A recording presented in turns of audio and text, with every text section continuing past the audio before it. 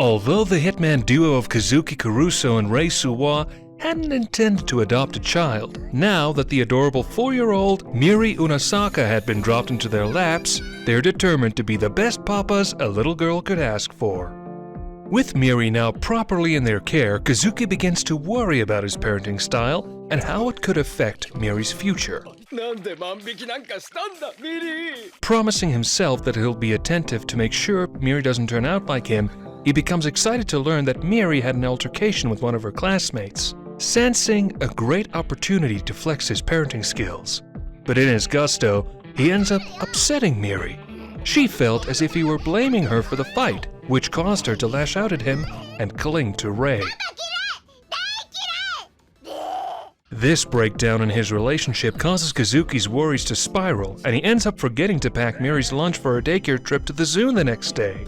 Even though parents are forbidden from showing up, he drags Rei with him, and both end up following Miri's class from a distance at the zoo.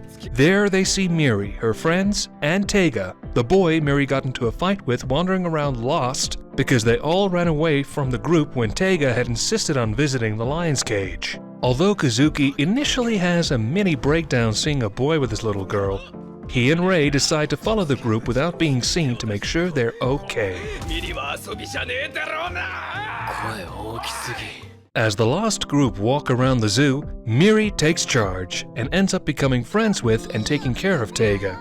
Seeing her be so responsible makes Kazuki recognize the error in his approach, and he promises to trust her more from now on. The kids are reunited with their daycare group, and later that day when Miri gets back home, she jumps into Kazuki's embrace, having forgotten all about their fight. The tearful Kazuki enthusiastically hugs her back, while Rei looks on at his hopeless partner.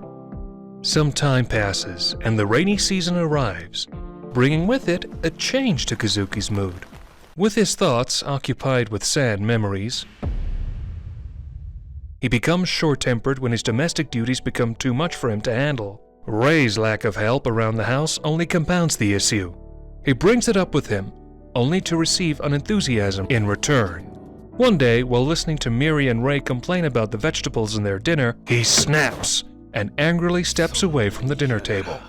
The next day, Rei wakes up to a hungry Miri asking for food and finds that Kazuki had left the house, leaving behind a note telling them he'd be out for a while. With the house in disarray, a panicked Rei tries to make do by playing video games with Miri and ordering home delivery. Meanwhile, Kazuki complains about his problems to Kataru, who simply smiles, telling Kazuki he's changed a lot. He then brings out the envelopes with money that Kazuki had given him, informing Kazuki that his sister-in-law Karen had refused the cash. He tells Kazuki that it's been 5 years, and he needs to talk to Karen himself. But Kazuki, unwilling to listen, simply leaves the cafe. He proceeds to spend the entire day gambling and drinking and ends up in a fist fight with a group of people out in the street. While he sits there, beaten and bruised, he's reached out to by a woman who turns out to be Karen. The two exchange some words before Kazuki turns to leave. This angers Karen, who tells him to stop avoiding her because he isn't the one who killed her sister. But he bitterly affirms her that it was his fault and walks off.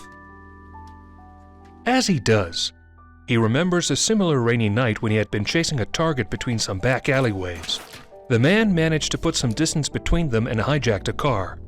He tried to flee, but a sniper, presumably working with Kazuki, shot out the tires, causing the car to crash into a fuel truck. Kazuki caught up to the scene, only to find his pregnant wife Yuzuko standing next to the site of the car crash. He panicked and screamed her name when the fuel suddenly ignited, erupting into an explosion. Back home, Rei wakes up the next day with Miri sleeping on top of him and notices her suffering from a fever. He searches all over the house, but is unable to find any children's medication and realizes he doesn't know the way to a hospital either, causing him to finally understand what made Kazuki so angry. Meanwhile, Kazuki visits his wife's grave before going to the gazebo in the park where they had met for the first time. Karen, knowing she could find him here, arrives at the gazebo and the two have a heart-to-heart conversation. Kazuki tells her that he struggles with changing because he fears it would cause the memory of her to fade. But Karen objects that Yuzuko wouldn't want this for him. She would want him to be happy.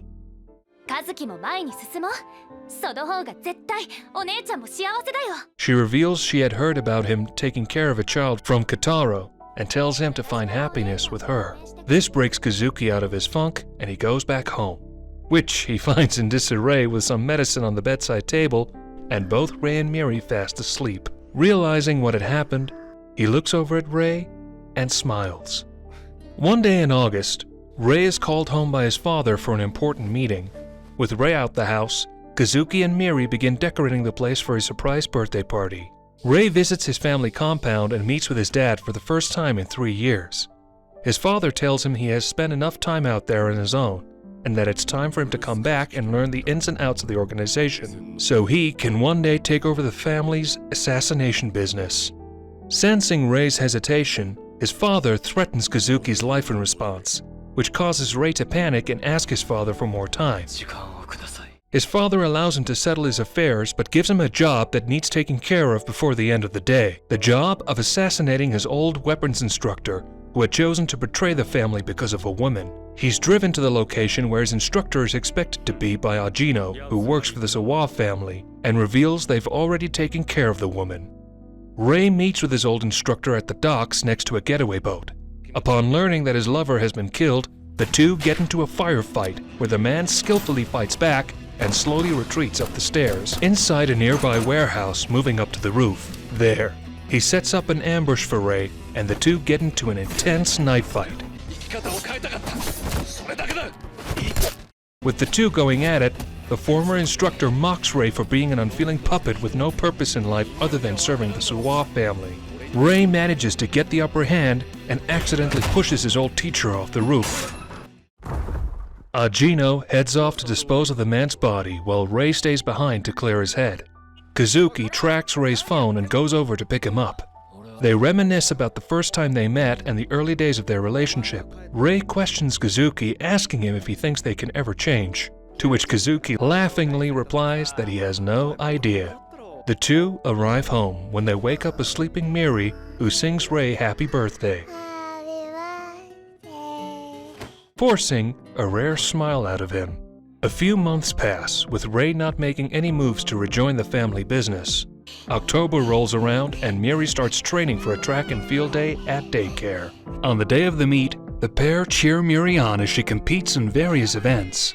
They invite her friends and their moms to eat lunch with them, during which Miri eats the rice balls Rei had made especially for her.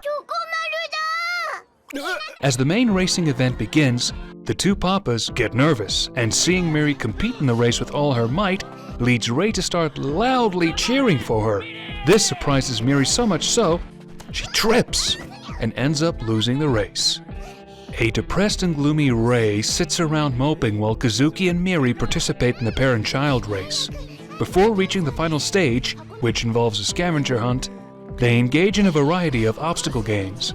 Miri reads the item she needs to scavenge for and runs up to grab Rei. Kazuki and Rei both pick up Miri and race to the finish line, winning them a gold medal.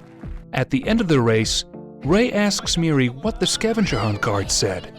She takes it out of her pocket and gives it to him when he opens it, to find that the item she had been tasked with was finding family. This brings a small smile out of Rei and a fountain of tears out of Kazuki. But while they're enjoying themselves, the Suwa family puts some added pressure on Rei. They send Ajino to Kotaro with an array of photos of the three at the track to threaten him into compliance. Winter arrives, and soon Christmas is just around the corner. The children at the daycare are taught to sing Silent Night for the upcoming Christmas party, which Miri reveals is one she used to sing with her mother. Kazuki and Rei come to the daycare to pick Miri up, where they see a woman standing outside the gate. As they approach, they realize it is Miri's mother, Mizaki. Questioning her presence, she informs them that she came to take Miri back.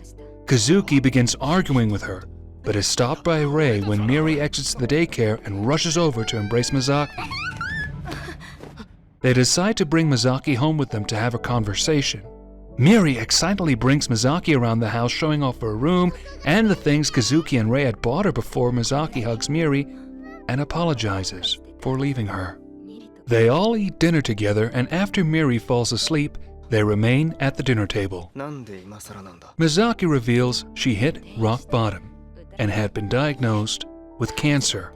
The disease had spread to the point that she could no longer sing. With no idea how much longer she had to live, she wants to spend whatever time she has left with Miri. Apologizing to the pair, she begs them to let her take back Miri. Before leaving for the night, she tells them that their jobs make them unqualified to care for Miri, and if they cared for her, they indeed would let her go. Kazuki and Rei go to Kataro's coffee shop to discuss the matter, wondering how Mizaki had found out where they live and what exactly they do. Kataro informs them that he had told her. He shows them the pictures Ajino had shared with him and reveals to them the danger they and Miri were in from the Suwa family. This decision is the best outcome for all parties involved, and that their lives together was simply a dream that had to come to an end. The next day, Kazuki comes to a decision and brings Rei and Miri to a shopping mall for one final family day.